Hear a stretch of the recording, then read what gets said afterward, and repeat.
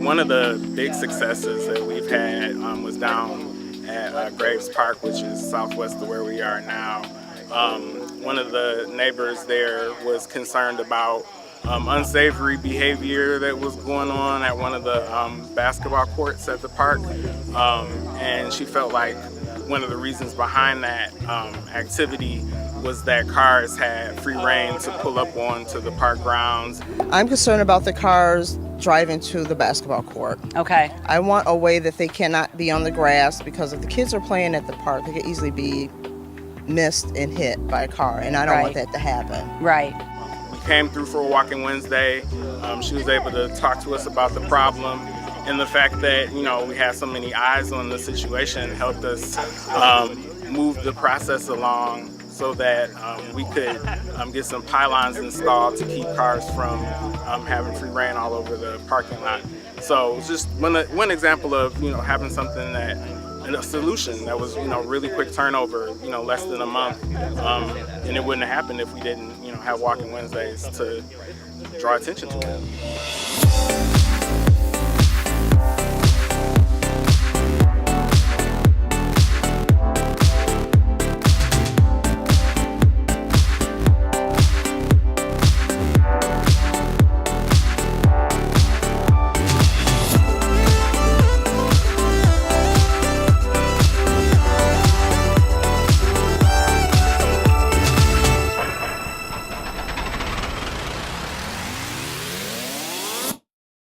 Welcome. We're with the City of Lansing Department of Neighborhood and Citizen Engagement. My name is Erin Buchendorp, and this is Richard Nicholson. We are AmeriCorps Vistas. We work with Andy Crawford, who's the director for the Department of Citizens Engagement, and we are doing Walking Wednesday. So Walking Wednesday is something we do all summer and then a little bit into the fall. It's an opportunity for citizens around the area to talk about their neighborhood assets and their neighborhood challenges. So that's something we like to say in the department, is that every neighborhood has assets and every neighborhood has its challenges, and the best way to learn about what those are is to talk to the people who live in the area and connect with the businesses and other services in the neighborhoods we have in Lansing. So today we're going to head north up Washington towards McLaren Hospital and go through that neighborhood, touch a little bit into Old Everett, and then hopefully we'll have a chance to have a conversation about the fact that McLaren's shifting out of the area and how that might affect the neighborhood as we walk through. So we moved from Long Island, New York. My grandfather was born in Owasso, and he brainwashed my father into being a Lions fan, and my father tricked me into being a Lions fan. And we came for the 75th anniversary of the Thanksgiving Day game, and we just fell in love with Michigan and the people and the attitude of everyone here. And so for the next 3 years, we just visited and vacationed to Michigan to see what we liked about it. We discovered Lansing, and we really liked it. So the day after Labor Day 2017, we moved to Lansing. So we're using the Walking Wednesday as an opportunity to check out different neighborhoods and see what they offer, and see where we want to buy a house and start our business. Different. Yeah. So that was kind of the game plan. I'm a member of the Arts Council. We actually, Happen Dance is already one of our clients. Oh, wow. We are approaching our first point of interest, which is one of the Lansing Housing Commission's buildings. It's Washington Park Place. We're having a stop here at Washington Park Apartments. The property manager was kind enough to stay late so we could have a walk through the building. It's one of the most important Lansing Housing Commission properties that we have here in Lansing. Let's go see what we can find out in the building. Our building has 188 units inside of it. Okay. Most of them are one-bedroom units. We have a couple of two-bedroom units. So there's probably anywhere between 200 and 300 people that live in the building. Okay. At one point in time, it was a senior living facility. It's now all subsidized for anyone that's above 18. We have all different ages and different groups of people that live here. So sounds like a great service that the city provides. Yes, it is. All right, my name is Banjor Musa, and I'm with Green Oaks Neighborhood Organization. We met Bonjour at the Independence Day parade last week on Wednesday. He had a whole crowd of young people with him, and we had a great time. So what made you decide to start the organization in the first place? We felt that we need more communication in the area that we were at. And our boundaries go from Pennsylvania on the east, and then on the north we have Michigan, and then to the west we have Hill, and to the south we have Kalamazoo. So it's fairly small, and we wanted to start small so we can have that communication aspect of it be done well in the beginning. Right. So it's really exciting, and so far we are getting some really good feedback, and we're getting some turnout, so it's really exciting, especially the young people, which is really exciting to have. Yeah. So as we get closer to the hospital, we can have a quick conversation about what's going on with redesign. Redesigning healthcare, you got the slogan. A lot of the main concerns are, number one, what's going to happen to the buildings, our two campuses, the one on Green Lawn up here, as well as the one on Pennsylvania. As far as the new site, the main concern from the community is the increased traffic around the area. Okay.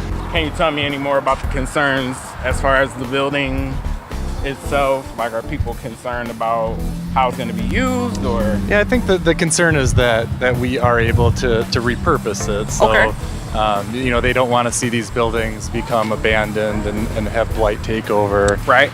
So McLaren, we pledge to be good stewards of the community, do all we can to repurpose these buildings. We're working closely with LEAP, which is Lansing Economic Area Partnership.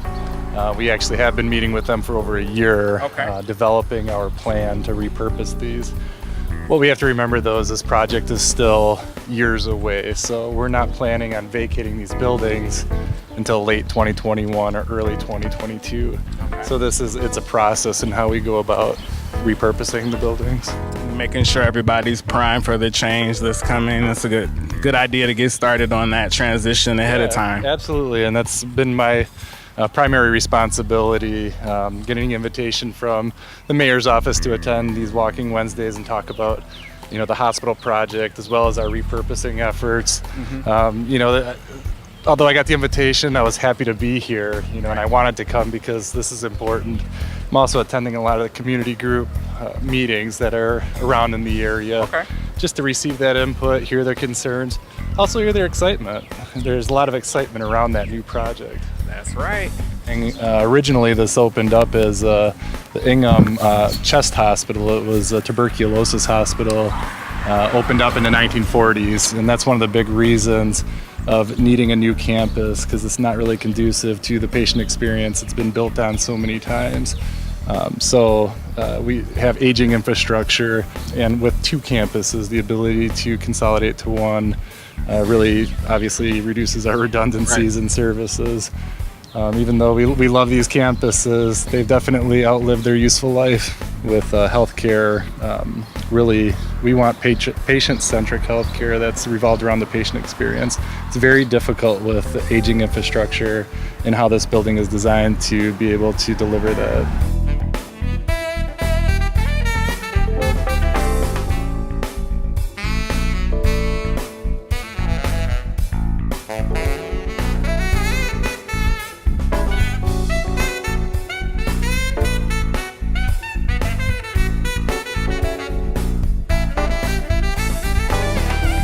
So when were you all planning on breaking ground on the new site?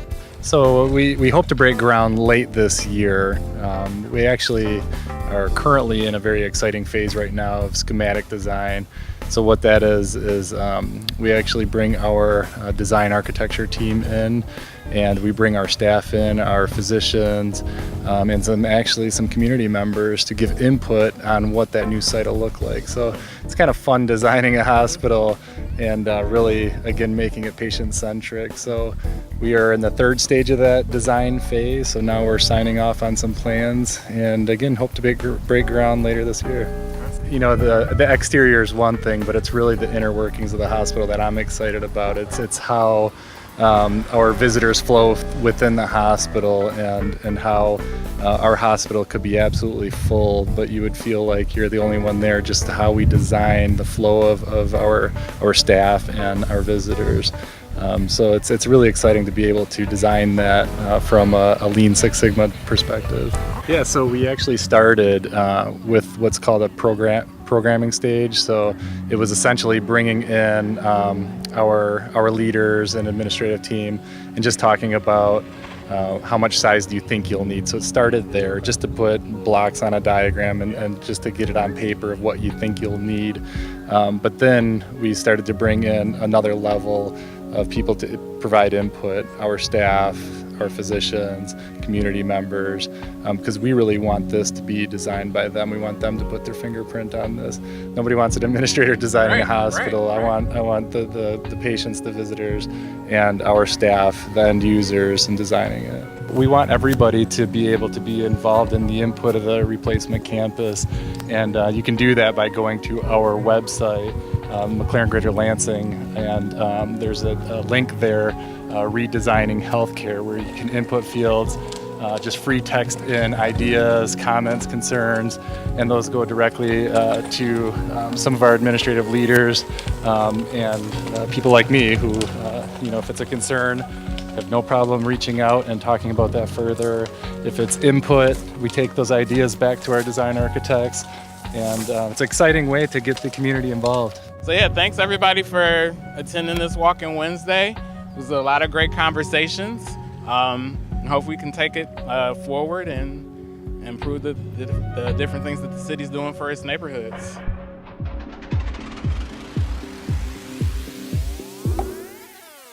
So as a Dwight Rich Middle School student, I used to actually use this. I live southwest of Pleasant Grove and Holmes. So I actually used, when I was a bear, I actually used to come through here. The city used to actually mow and maintain back here.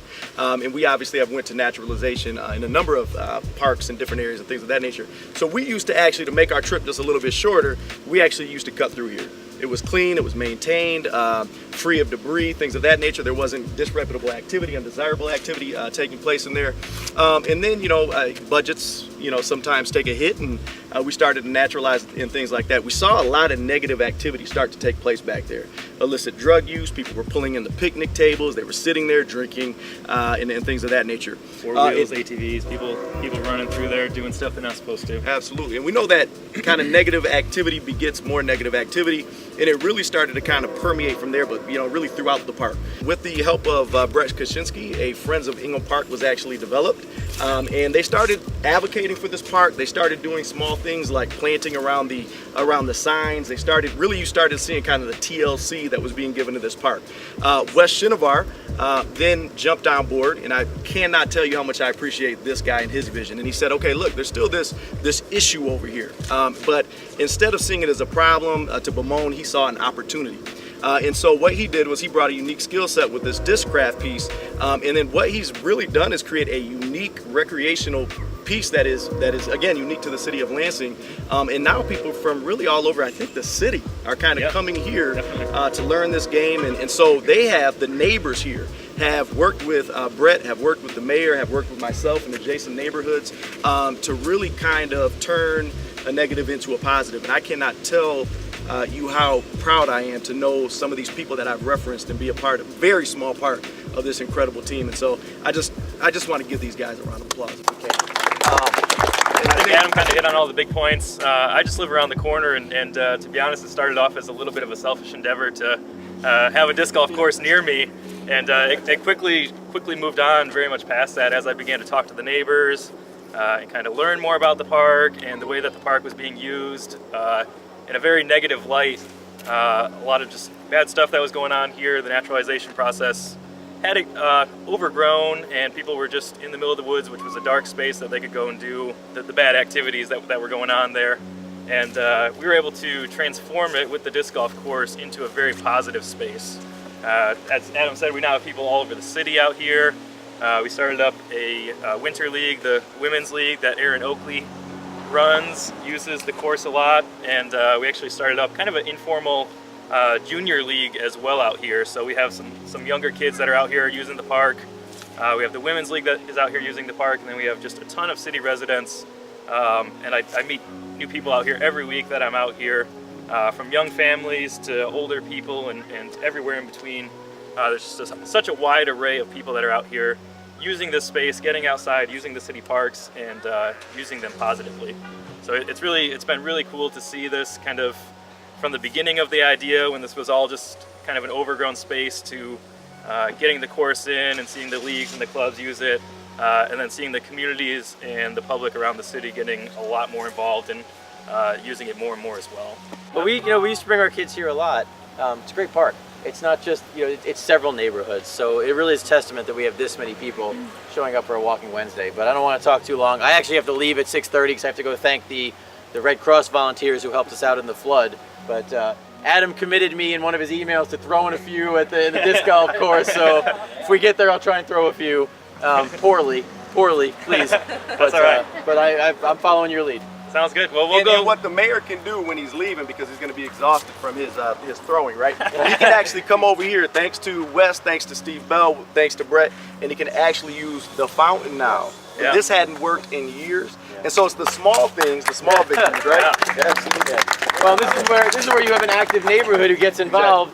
Exactly. They let me know, they let Adam know, they let Brett know, and then the waterworks. Yep. So how we did it, I have no idea, but Brett knows, so thank you, Brett. It'd be absolutely ideal if we could ever get at least a porta potty, if not a restroom out here, because it's a long way from here to anywhere. I agree with you 100%. Restrooms are incredibly expensive, like $500,000 expensive.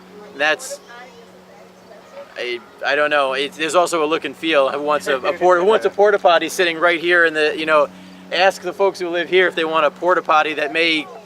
So we're navigating all that, but for 500 grand we could put a lot of playground equipment in. So we navigate that. Like Adam said, it's about budgets. I love to do it, but this is when Brett yells at me about how much we have in the millage and how much I want to do all the things, but I'm learning budgeting, so we're working on it.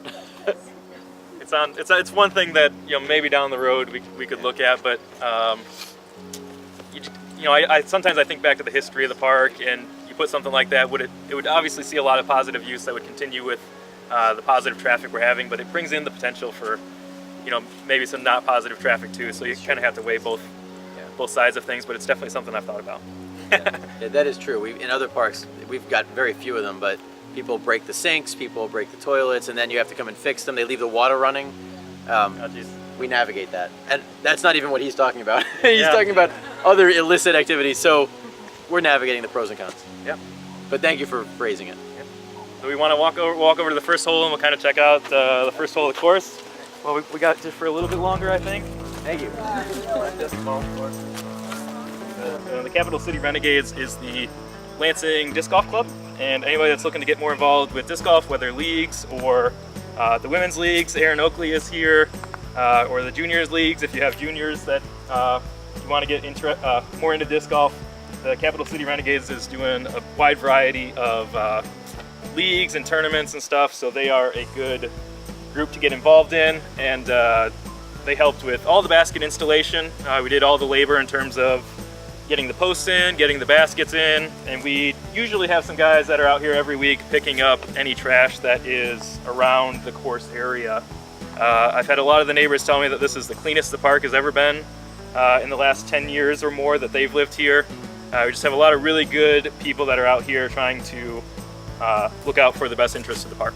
Again, it's meant to be a beginner-friendly course for people that aren't throwing super far, people that don't want to throw over the water, people that aren't interested in playing 500-foot holes. And so a lot of these are between 200 and I think 280 feet is about our longest hole. So very reasonable par threes in terms of disc golf standards, and a lot of fun for kids, women, family, people, ages of all types. We're ready to see the mayor throw his disc. Yeah. All right, we'll take you over to hole one. Hi, my name's Russell. I'm Wes's father, and I was the one that cut out the whippets that are on each post here at Whippets Run. They started with a little 1-inch thumbnail that I downloaded off of the internet. I increased the size of them by 1,400% and printed them out on about 8 to 12 sheets of paper. Taped those all together and cut out a template. I took that template and I laid it out on a piece of treated wood. and actually used a jigsaw to cut the whippets out. It was quite a project for me. I started out with just one, which was kind of funny. The one that I made first ended up being on the 9th hole. But after I did one, I got addicted to it and had to make some more, and it kept going until I actually had made all of the 9 whippets that are on the posts here at Whippet Run, and each one of them is unique in itself. And so when you come out here, you'll see the whippets on each post, and just so everybody knows, they are green and white. That's for our Michigan State Spartans, and that also blends in with the decor here in Ingham Park. So it was a nice project for me, and just happy to share that with people. Thank you. So he cut out a different one of these for each hole, and it just really adds to the family-friendly vibe by just bringing in, some cool graphics to the hole and really keeping it fun and friendly for people. Go for it, bro. I know you're on a schedule. So I just throw from the pad here? Yeah, this is our rough pad right now. So where am I going? Around to the left? Yep, you can see the basket if you stand just a little to the left here. Straight there. Oh, there it is. Yep. Shoot. All right. There's trees in the way This everywhere. is gonna really suck. But, Hey, you gotta start somewhere. Yeah. Whoa. Not bad at all.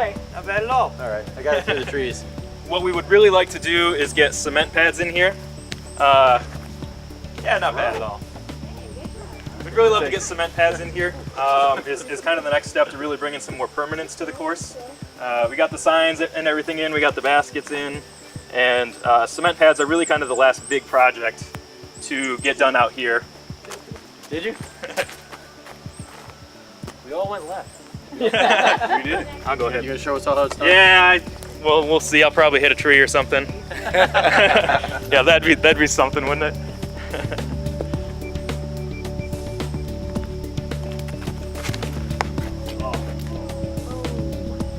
See how it turned? Look at that. Oh my Wow. goodness. That's fun. Right up by the basket. He's had practice. Got a little lucky there. That's how I meant to throw it. We didn't know you could go around. Yeah. Go up and around. The T-pads are kind of our last big project. The club is more than willing to do the work to get the T-pads in, but the funding, they're about $200 a piece just for the cement and the 4x4s. So if the city were willing to invest the $1,800, we could put the work in and labor in to kind of come and get these in permanently. T-pads. T-pads, yep. Be cement T-pads. Originally my idea was I really wanted to have the course in for a year and make sure everything went well. Everything's gone way better than I expected, so I think it'd be really neat to get the cement pads in here and just kind of finish off the sort of permanent feel for the course.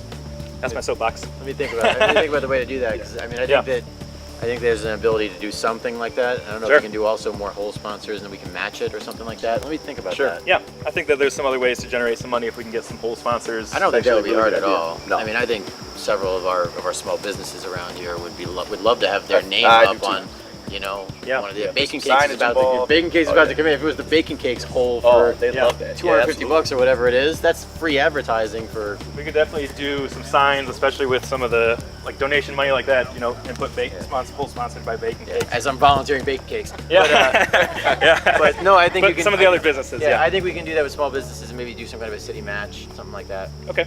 So let's That'd be awesome. let's have that conversation. Sure. That So, sounds good to me. All right. Should I go get do we have to go throw it again? Yep. And then I gotta run. I don't know of a lot of dirt roads in the city of Lansing, particularly when you're talking about an area that's pretty dense residentially. Yeah. So what are the conversations that take place over here? I haven't talked to too many people about the dirt roads. I know that we got the sidewalk was put in up there, which was a nice way for people to get through the neighborhood and get over here to the park. I think there's only maybe 2 dirt roads left in Lansing or something. I'm not sure if, is there more than 2? I think there's more than that. I know there's not a lot left, and I mean, it'd probably be really nice to get this paved. Not that it's a huge deterrent to people getting over to the park, but just to have a nice consistent paved road right on through the neighborhood seems like it would be a good value to the people. I think I guess I'm just curious because you actually put the Walking Wednesdays on, but a lot of times I think neighborhoods, they can actually come together and request a Walking Wednesday, correct? Right. To not only highlight fantastic things, but to also bring out city officials and say, hey, can we problem solve an issue? Right. That maybe you're experiencing. And so I was just curious as to what some of those conversations were. Yeah. Okay, thank you. one of the other areas I kind of wanted to highlight, if we walk up around the corner, there's, I kind of just call it a dead space, kind of between the park and the church there. That space was kind of a root of a lot of the problems of the negative activity. People would come and park there, it's not well lit, there's not a ton of traffic that goes through the neighborhood right there. And thankfully with all the good traffic and the foot traffic through the park, a lot of that's gone away. But there are still some people occasionally that are parked over there that are, still trying to do the same things that they were doing. And so that street over there was kind of one area I just wanted to, point out that maybe if we could get the city to put up some, just no parking signs, or get some brighter LED lights or something over there just to, really light the situation so people that are doing those things are, more likely to go elsewhere as opposed to, the family-friendly park that we're trying to provide. Yeah. This was just one of the other areas that I kind of wanted to highlight for our Walking Wednesday. This is kind of that sort of dead space I was talking about, and you can see there are some street lights along here, but they're pretty dim and they're pretty spread out, and just this space being kind of a dark space, especially at night, allowed for people to come and just kind of park here, be very unnoticed, and was again leading to some of that negative activity that we were seeing. Years back, I don't know if you remember, but there was a hit and run crash fatality here. It's true, yeah. So a gentleman who is a great member of the community, volunteered his time for youth programs, was hit and killed on this road. Yeah. And so they suspect it was a drunk driver. Yeah. So again, not enough lighting, maybe. I think just another great point, and a reason to get some better lighting through here. If there are people that are walking through the neighborhood, again, being a very family friendly neighborhood, a lot of single family homes in the area. I don't see any reason that, especially this area where we've had a problem before, having a little better signage and a little bit more lighting. It's been a fun project. It's been very rewarding for me. Thanks to my wife for letting me spend all the all the hours over here working on the course, over here working on kind of trying to better the community. Very nice of her to allow me to be over here. I mean, there's lots of other things that we could have been doing, but this has made a big difference, and it's meant a lot to both of us to be able to make a difference in our community, and hopefully there will be more kind of younger people that are interested in working with their local parks and putting in some hours to kind of clean them up and work on some cool projects like the disc golf course. There's a web page, it's called Disc Golf Scene, and discgolfscene.com. And all of the Capital City Renegades leagues are up on there. So if you're interested in getting more involved in any of the leagues, from women's to juniors to men's leagues, we really have all levels of leagues and activities and stuff for people to come and get involved. Thanks, guys. Thanks. All right. The reason why we put this together is we wanted to highlight some of the really amazing things that the Friends of Ingham Park have done over here. And so, although we've kind of highlighted the disc golf course, it really starts kind of out in the park, closer to Catherine Street. They identified a number of issues early on, from lighting, from people engaging in illicit activity. Typically, this, because it's kind of a park at the end of a road and it's kind of hidden, it was a place that kind of attracted certain type of activities. And the people that were coming and engaging in those activities didn't necessarily come from this area. And so what the group did is they came together, they kind of brainstormed issues and prioritized issues, and then they really advocated for themselves, and they partnered with the city of Lansing. And so some of the things we didn't highlight today that probably should be talked about is we actually now have improved lighting over in the park. And that was coordination obviously with the Board of Water and Light City and the Friends of Ingham Park. We have a water fountain that works. We have improved signage in the park that talks a little bit about the expectations in the park and some of the city code we have pertaining to public spaces. We have improved playground equipment. So there's just a number of things that are taking place here that are just fantastic. And then obviously, the work that Wes and his team with Discraft did over here and his father to put this in and to really take what was becoming kind of a negative space and turn it into a positive is just, it's applaud worthy. So we really appreciate him. The other thing that we did, part of Walking Wednesdays is certainly to highlight some of the fantastic features and aspects of a neighborhood. But we also took a look at some of the things that maybe the neighborhood is still hoping will happen for them. And so we talked a little bit about up here on Fauna, the fact that we still have a dirt road, and we talked about there maybe being some measure of appetite to see that paved at some point. We talked about this space right behind me and the fact that it's not very well lit. So is there an opportunity to partner with the Board of Water and Light to maybe change the bulbs out and make them LED so that people can see, and actually a hit and run that ended in a fatality was referenced that happened just a couple years ago, and I think it was late at night, and visibility was very low. And so can we do something to get out in front of that? Can we potentially think about making this more walkable, particularly on the city side of things? Can we maybe talk about putting, and I know the mayor might not want to hear this, but can we maybe talk about putting in a sidewalk or something of that nature? So we're getting particularly the traffic from Dwight Rich. I went to Dwight Rich Middle School, and we would actually cut through here to get home, so to keep those kids in safe spaces on their way home. And so I think there's a number of conversations that still have to take place, but again, my hat is absolutely off to the residents over here. And of course, we appreciate the work that Brett Kaczynski, our Parks Director, has done, our Mayor Andy Schor, some of the adjacent neighborhoods and neighborhood leaders, such as Jason Wilkes over at Aver Woods. Gotta reference Steve Bell. Steve Bell kind of got the whole thing rolling over here with the Friends of Ingham Park group. And really began kind of that advocacy, that citizen-driven advocacy. So many people to thank, but again, I think what you guys have seen today is the output and the effort of so many. And so we just really appreciate these guys, and we wanted to make sure we were coming out and supporting them today. We're always looking for opportunities to scale up each Walking Wednesday event. The best way to do that is to get involved with the neighbors in the neighborhood and really find out what kind of celebration or what kind of Walking Wednesday people want to see.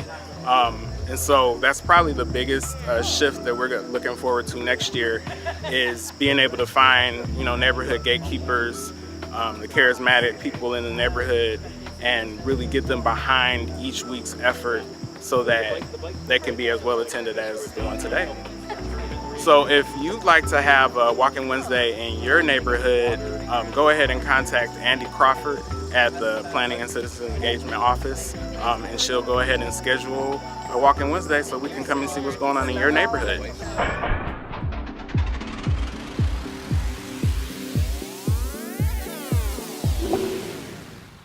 Welcome to Walking Wednesday. We are here at Hunter Park on the fabulous east side in Lansing. We're going to do a tour today of the Kalamazoo corridor, heading all the way from the western edge of it here at Hunter Park all the way down to Foster Park. We're going to pass a lot of the great things that are going on here along the Kalamazoo corridor, talk about how this connects all the way from Michigan State to downtown, see some of the great things that are happening in the neighborhoods.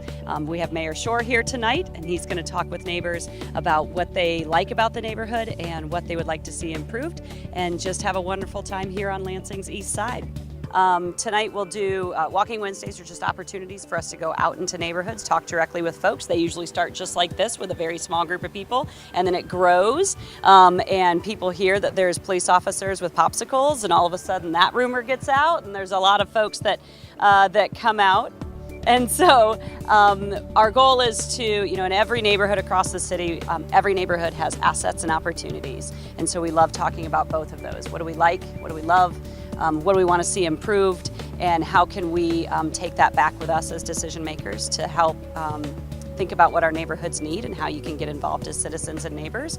And of course, we love having our police officers here and are so excited to welcome you. So third day on the job.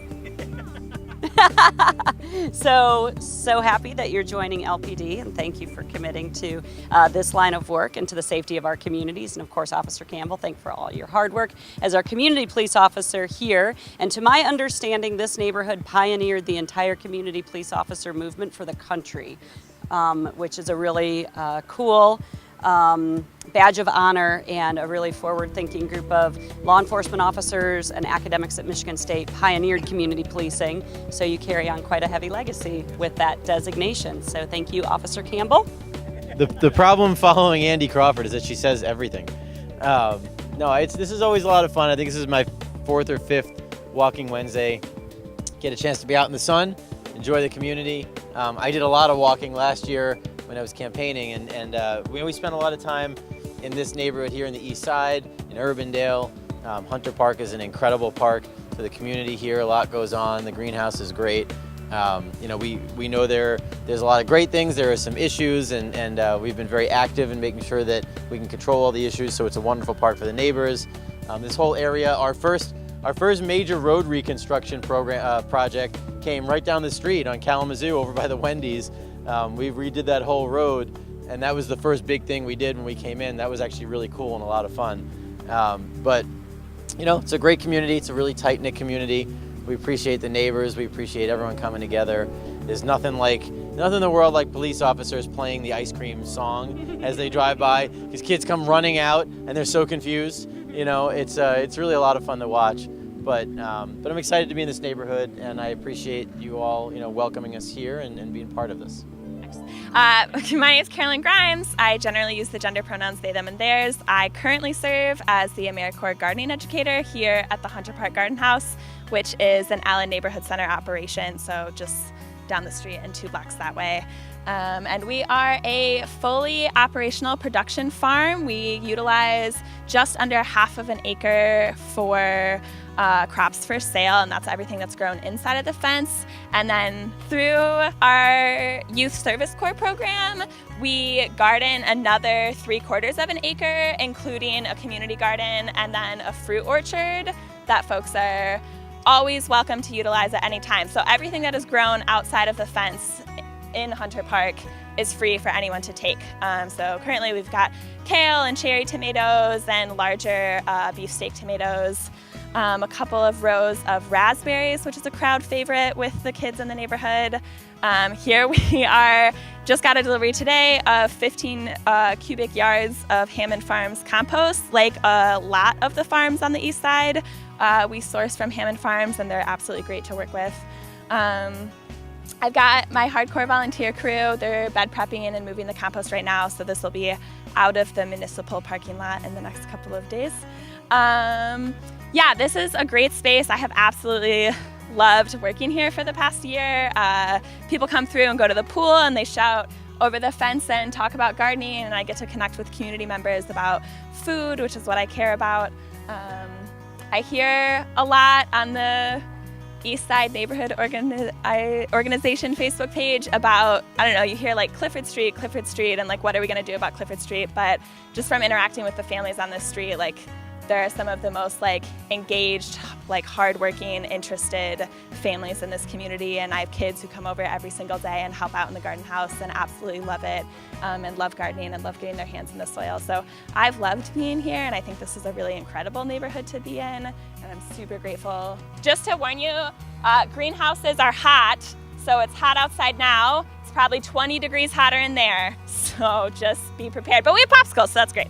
So we always have a bunch of projects and happenings in here. This is one of our latest projects. It is a partnership with MSU professor Evelyn. I don't actually know your last name. Evelyn Kudel. Amazing. And she has created an ethnobotanical garden highlighting Mediterranean herbs, and she does workshops and presentations with us around the benefits of the Mediterranean diet for lowering type 2 diabetes, which is great and interesting research, and we've loved working with her over the past year. So this is the space. The greenhouse was built in 2008.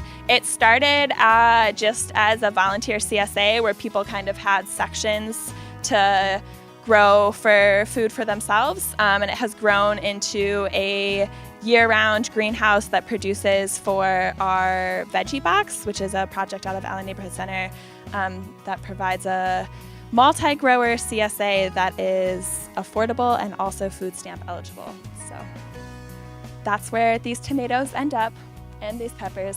And if you walk all the way down, you can see the 4,000 onions that we have harvested over the last week. Yeah, so we, like I said, operate year-round, and that is thanks to an entire crew of volunteers. So anyone can volunteer with us Monday through Friday, 9:30 a.m. to noon, or in the summer and into the fall, Monday through Thursday, 5 p.m. to 7:30. So for the after work folks. And then anytime that we're here, people are welcome to come in and take a tour, except for Wednesdays because we harvest on Wednesdays. But other than that, if you see us and we're out and we're working and wandering and say, hey, I want to know what you guys are doing here, and we would absolutely love to tell you about it and talk to you about gardening in the community.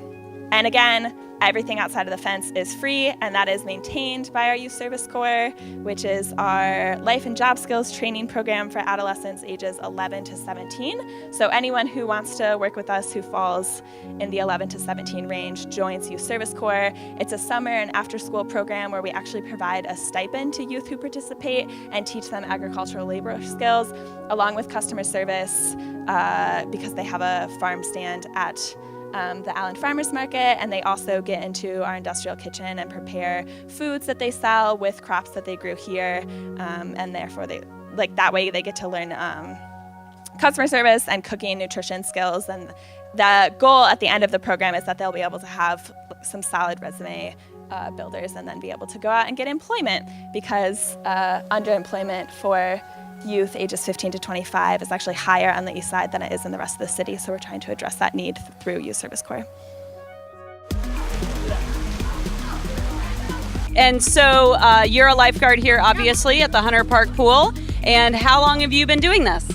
This is my first summer, so I got trained first week of June, and then we just jumped right into it. The training, you have to do a 300-meter swim. Okay. You have to also be able to swim with your arms tucked underneath you and stay afloat treading water for 2 minutes. Mm-hmm. And then you have to swim down and grab a brick that's at the bottom of the pool and then carry it on your back, swimming backwards. And you have to do that in under a minute and 30 seconds, I think. Okay. So it's a lot. I was able to pass it. I mean, I wouldn't be here if I didn't. Right. So we have a rock wall in the deep end, and our deep end goes to 12 feet.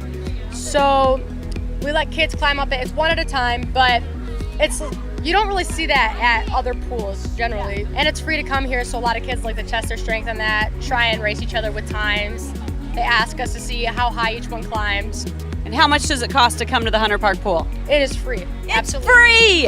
Yep. One of the great things. That is a great thing. So, and the city of Lansing is really happy to be partnering with the YMCA on our aquatics program. So we're thrilled to have that partnership to run our aquatics, to provide our lifeguards, and to keep our pools safe and open throughout the summer so that we can give kids a great place to come. Not just kids and adults, of course. A great place to come in the community, cool off, learn some skills, work on their swimming, and have a great time in the summer. So thanks for talking with us. Yeah, of course. Thank you for having me.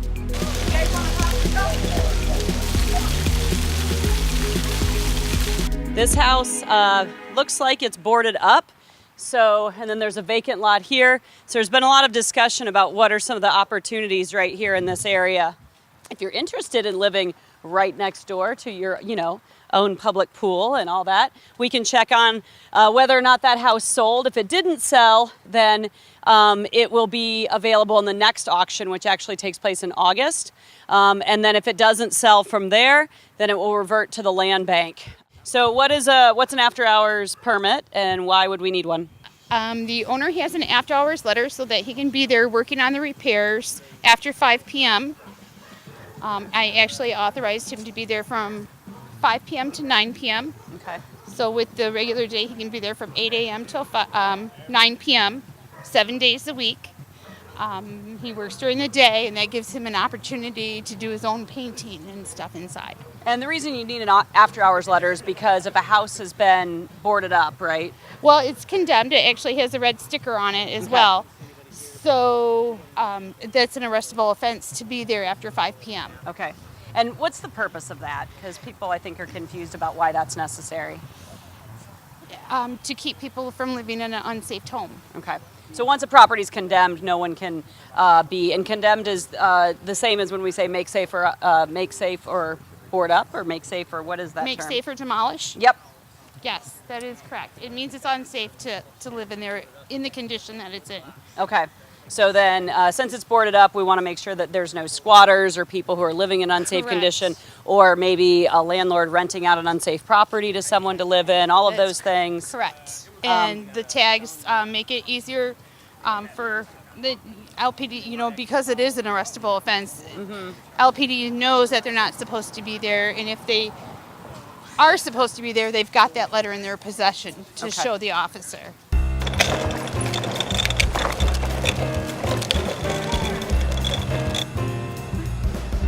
So my role in Allen Neighborhood Center, I do two parts. As a summer intern, I help with outreach, so I'm helping people with low-income families and stuff get access to resources like Medicaid, Medicare, food stamps, housing, and then I'm a part of another program called Veggie Box, which, so twice a week, we get produce from various farmers all across the market here, and we organize a box and we deliver it out to them each week.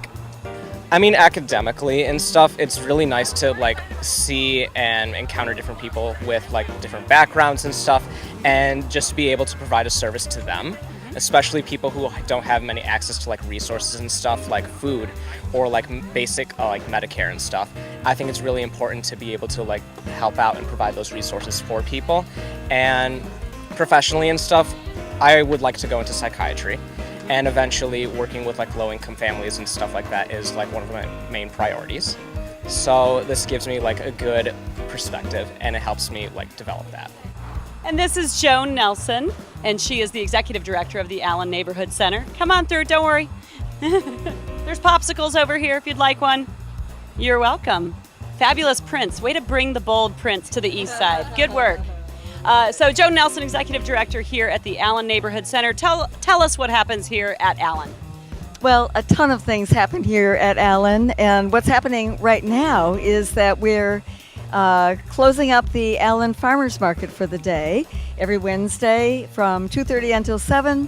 Come on by. You'll join about 600 or 700 others who are interested in locally grown fresh produce, cheese, meats, breads, baked goods, all sorts of good things. We have a lot of other projects here. We have the greenhouse at Hunter Park, do a lot of gardening, education. Yes. You're headed to Foster Park, and I'm going to let Denise from our shop tell you what's been happening in Foster around park improvement. We have an enrollment site. We enroll people in Medicaid, Medicare, IHP, find them medical homes, link people to housing and utility resources. We have an incubator kitchen for entry-level food entrepreneurs, a food hub linking commercial and institutional folks to local farmers, and we have the Veggie Box. You can get your very own Veggie Box delivered to your work site, assuming that there are 4 other co-workers that subscribe, every Thursday. So lots going on here. Check out our website, www.allenneighborhoodcenter.org, our Facebook page, or drop in. We'll talk to you and tell you everything we do.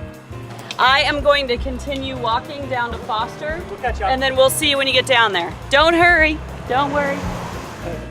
So we're a community bike shop, so we're here so that people can come and bring their bikes in, and then we help them fix it. Okay. So either people will come in and they'll want some help learning how to fix their bike, and we have people here that can help them with that whenever we're open. And then we also, just some people will come and use the tools that we have. So we have all the tools that a bike shop would have, except they're available for people to use themselves. It's been in this location, I think, 3 or 4 years. So we've been around for just about as long as that. I started in the wintertime. We have a kids bike drive every year. So I started when they were putting together those bikes to get to some kids for Christmas. So that's when I started. I bike commute every day, year round. So the bike club's helped out a lot for me for that, so that I can have some tools to fix my bike in the middle of winter when I need to. So. And right now we're open from Mondays, Wednesdays, and Fridays from 5 to 8 are our hours right now. And folks can just stop by? Yep. And then we also offer some classes. So we have another series of classes starting this summer, this week. And then starting probably next spring, we'll start them up again. So it's a 5-week course. So that's another big thing that we offer. So. Very cool. Thanks, Alex. Foster Park is the park on the far east side of this area. And what many people don't realize is that in between Lansing and East Lansing is a chunk of Lansing Township. So there's actually 3 jurisdictions right here. Lansing ends at Mifflin, and actually, interestingly, the east side of Mifflin is in the city of Lansing. The west side of Mifflin is in the Lansing Township. And then as we get on the other side, which we won't be walking all the way to today, but as you cross over underneath 127 and then get closer to you get through the rest of Lansing Township, and then of course you get into East Lansing, and you can get right onto campus here. We are here at Foster Park, which is actually where Foster dead ends into Kalamazoo. Actually, it doesn't dead end; it picks up on the other side. So but it does stop right here at Foster Park. So tell us what's happening in the park here. Foster Park is being renovated this year and in future years. In 2017, we had some neighborhood meetings, and the neighbors said, we want some amenities. And so in the very near future, there will be a walking path around the park. Funded through the Neighborhood Grants program at the city. Love your block. Grant that Sue wrote. And as you know, East Kalamazoo is a major bicycle route. And so having that repair station here will be really wonderful. And last summer, a church that did programming out of the park did a fundraising campaign and put a water fountain back on the resource center. And so there's actually bike repair, air for their tires, and water if they need it. Perfect stop. Perfect stop. Perfect stop. Yep. And other components include revamping the basketball courts, hopefully expanding and increasing the productivity of the resource center, the Garden Projects Resource Center. They want to do a roof. And we planted 20 trees already this year. That was part of it. We want more trees in the park. And a grant was written to DNR Urban Forestry Program, and volunteers wrote that grant and planted the trees. Can you talk just a moment about what's Allen's relationship and role to something like a Foster Park project here? We were the facilitator, really. So Jerry Smith had an art project he wanted to do and needed to get some community input. We called together a bunch of stakeholders, including Sue and other neighbors. And we held a meeting, and there was so much interest at this small meeting that we ended up convening a couple of visioning sessions, which developed a 10-step plan with the pathway and bike station and the basketball courts. So all of these improvements that you're describing were developed and designed by the neighborhood? Yes, they were. And then how did you bring that to the Parks Board and to the Parks leadership? Well, Parks was involved from the get-go. They were in that very first stakeholder meeting. And so they knew it was happening. They were invited to the visioning sessions. They attended. Their landscape architect drew this out for us. So they were always involved. And then when we finalized what the 10 steps were, what we wanted, we took it to the Parks Board and said, this is the plan. We know you've been made aware of it. They approved it. That's great. So, and Sue, I want to talk to you because your neighborhood is got the coolest name in the city, I think. So tell us about the Frog Holler neighborhood. Well, actually, Frog Holler wasn't established by me. It was actually established in the 70s by a neighbor who lives down from me. And then the neighborhood had issues. It got defunct. And the reason that we resurfaced again was because we were having problems when we had the Peril Party store up there, where we had a lot of activity that wasn't good activity. So then the neighborhood, we started getting young people who were involved, who wanted to have a better place to raise kids, and that's pretty much how we resurfaced. And what are the boundaries of the Frog Holler neighborhood? Frog Holler is, Fairview has their own, so it would actually be from Kalamazoo all the way down to 496, from Magnolia all the way over to Detroit. And and Frog Holler is situated in a larger neighborhood called the Urbandale area, which is in a larger neighborhood called the East Side. So that's fantastic. Julie, can I grab you to talk about the food bank garden project?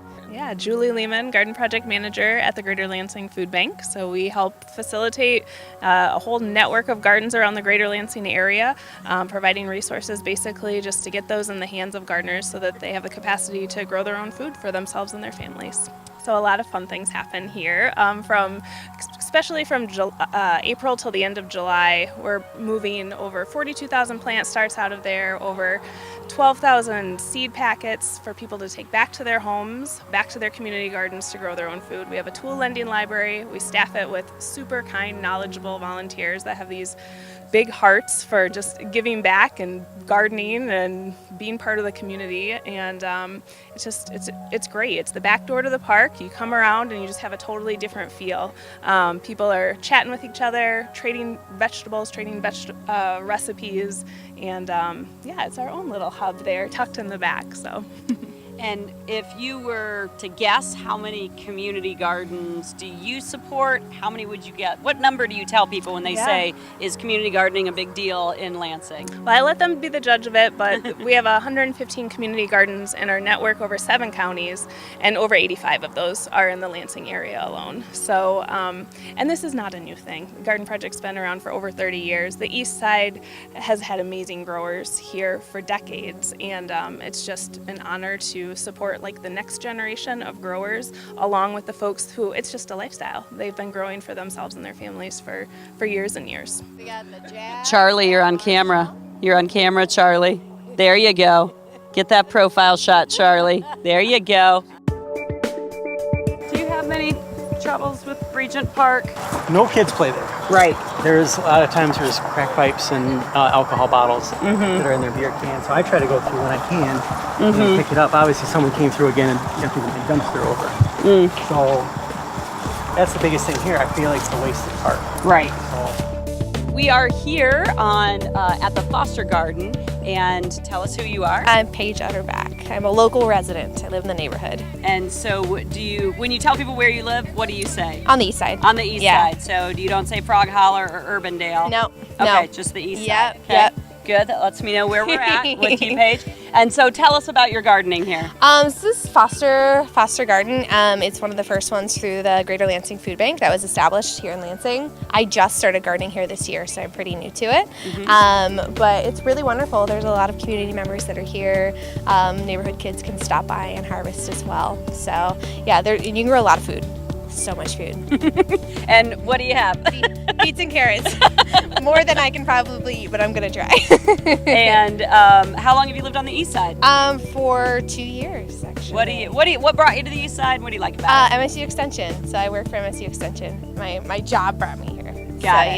Yeah. And there's a lot of folks who go to MSU or work for MSU that live in this area because it's so convenient. Yeah. Now, do you ride your bike to campus? I do ride my bike to campus. On the dedicated bike lanes all along Kalamazoo corridor. Which I really appreciate. And are you aware that there's a bike fix-it station that's going to be going into the park? I wasn't, but that's great. So that'll be Good news. coming in just the next couple of weeks, funded through our neighborhood grants program. Some of the neighbors decided that was a need that they wanted here. So there's going to be a bike fix-it station. You can air up your tires. There's basic tools so you can do repair.